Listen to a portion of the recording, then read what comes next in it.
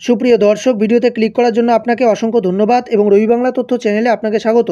দর্শক, বাংলা শস্য বীমা যোজনা অর্থাৎ বাংলা ফসল বীমা যোজনার টাকা কবে নাগাদ দেবে, এই নিয়ে কিন্তু আপনাদের মধ্যে দ্বিধা তৈরি হয়েছে।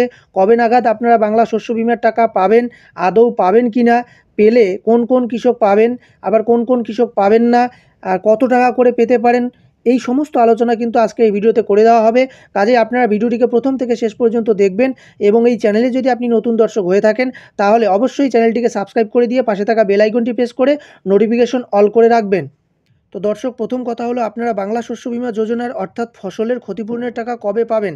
দেখুন, ফসলের ক্ষতিপূরণের টাকা কিন্তু অনেক আগেই দিয়ে দেওয়া হতো, কিন্তু মাঝখানে বাংলা আবাস যোজনার বিভিন্ন ব্যস্ততার কারণে বাংলা আবাস যোজনার সার্ভে এবং ইত্যাদি অনেক কাজকর্মের জন্য সর্বদিক থেকে ব্যস্ততার জন্য কিন্তু এটা পিছিয়েছে। কেন্দ্র সরকার কিন্তু বাংলা শস্য বীমা যোজনার আওতায় যে সমস্ত কিছু ফসলের ক্ষতিপূরণ পাবেন তাদের জন্য কিন্তু কেন্দ্র সরকার টাকা বরাদ্দ করেছে। মোট 468 কোটি টাকা কিন্তু বরাদ্দ করেছে, অর্থাৎ রাজ্য সরকারকে কিন্তু সেই টাকা দিয়ে দেওয়া হয়েছে।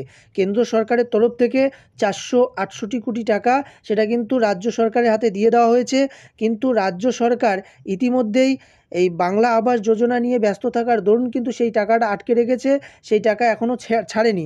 তবে যেটা জানা যাচ্ছে, এই মাসে সেই টাকা কিন্তু দেওয়া হবে, অর্থাৎ ফসলের ক্ষতিপূরণের টাকা আপনারা 15 তারিখ অর্থাৎ 15 ডিসেম্বর কিংবা তার পরের থেকেই কিন্তু পেতে পারেন, এই রকম একটা আভাস পাওয়া গেছে।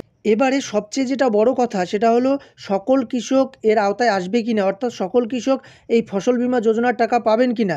দেখুন, এটা কিন্তু সম্ভব নয়। অর্থাৎ যে সমস্ত কৃষক গোটা পশ্চিমবঙ্গের যে সমস্ত কৃষক আপনারা ফসল বীমা যোজনায় নাম নথিভুক্ত করেছেন কিংবা এই বীমা করিয়েছেন, তারা কিন্তু সকলেই টাকা পাবেন এমনটা নয়। সমস্ত কৃষককে কিন্তু টাকা দেওয়া হবে না। যাদের কেবলমাত্র ফসলের ক্ষতি রয়েছে তারাই একমাত্র টাকা পাবেন।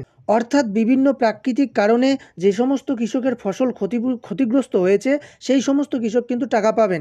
এর আগে যেমন নিম্নচাপের কারণে দক্ষিণবঙ্গের বিভিন্ন জেলায় যে ঝড় হয়েছিল, দানা ঘূর্ণিঝড় হয়েছিল, সেই ঘূর্ণিঝড়ে কিন্তু ধানের ব্যাপক ক্ষতি হয়েছে। অনেক কৃষকের কিন্তু ধান নষ্ট হয়ে গেছে। সেই সমস্ত কৃষক কিন্তু টাকা পাবেন, কারণ স্যাটেলাইটের মাধ্যমে কিন্তু সরকার নির্ধারণ করে কোন কোন এলাকায় ফসল নষ্ট হয়েছে, সেটা কিন্তু স্যাটেলাইট চিত্রে ধরা পড়ে। তো সেই স্যাটেলাইট চিত্রের ভিত্তিতে কিন্তু সরকার টাকা দেবেন।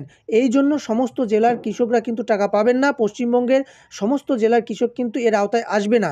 যে সমস্ত জেলায় সেই দানা ঘূর্ণিঝড়ের প্রভাব পড়েছিল সেই সমস্ত জেলার কৃষকরা এই ধানের ক্ষতিপূরণের টাকা পাবেন।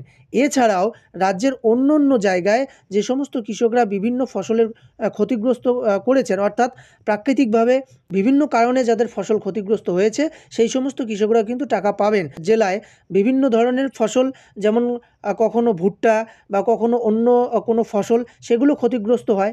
এই সমস্ত ক্ষতিগ্রস্ত ফসলের চিত্র কিন্তু স্যাটেলাইট চিত্রে ধরা পড়ে।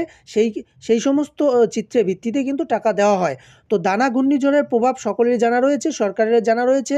যে যে জেলায় দানা ঘূর্ণিঝড়ের প্রভাব পড়েছে ধান গাছের উপর, ধান ক্ষেতের উপর, সেই সমস্ত কৃষক টাকা পাবেনই, এটা 100% পাবেন। এছাড়া রাজ্যের অন্যান্য জায়গায় যে সমস্ত ফসল ক্ষতি হয়েছে, যে সমস্ত কৃষকের আওতায় আসবে তারাই কিন্তু টাকা পাবেন।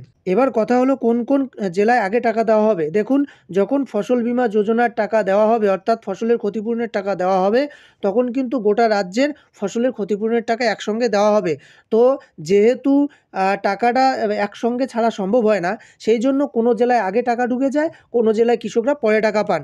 তো এক্ষেত্রে দক্ষিণবঙ্গের ওই সমস্ত জেলা, যেমন ধরুন যে সমস্ত জেলায় দানা ঘূর্ণিঝড়ের প্রভাব পড়েছে সেই সমস্ত জেলা সম্ভবত আগে টাকা পাবেন। এক্ষেত্রে 15ই ডিসেম্বর অর্থাৎ সামনের 15 তারিখ থেকে টাকা দেওয়ার একটা প্রবল সম্ভাবনা তৈরি হয়েছে। আপনারা কিন্তু 15 তারিখ থেকে আপনাদের অ্যাকাউন্টে ফসলের ক্ষতিপূরণের টাকা কিন্তু আপনারা পেতে পারেন। একটা কথা আপনাদের আবারও জানিয়ে দিচ্ছি, সমস্ত কৃষক কিন্তু আপনারা টাকা পাবেন না। কেবলমাত্র যে সমস্ত কৃষক ফসলের ক্ষতিপূরণের জন্য আবেদন করেছেন এবং যাদের সত্যি সত্যি ফসল ক্ষতিগ্রস্ত হয়েছে সেই সমস্ত কৃষকই আপনারা ফসলের ক্ষতিপূরণের টাকা পাবেন। তো দর্শক, আজকের এই ভিডিওতে এতটুকুই জানানোর ছিল। ভিডিও যদি আপনাদের ভালো লেগে থাকে তাহলে একটি লাইক করে দেবেন এবং এই চ্যানেলে যদি আপনি নতুন দর্শক হয়ে থাকেন তাহলে চ্যানেলটিকে সাবস্ক্রাইব করে দিয়ে পাশে থাকা বেল আইকনটি প্রেস করে নোটিফিকেশন অল করে রাখবেন। ভিডিওটি এ পর্যন্ত, দেখা হচ্ছে পরের ভিডিওতে। ততক্ষণে আপনারা ভালো থাকুন, সুস্থ থাকুন। ধন্যবাদ।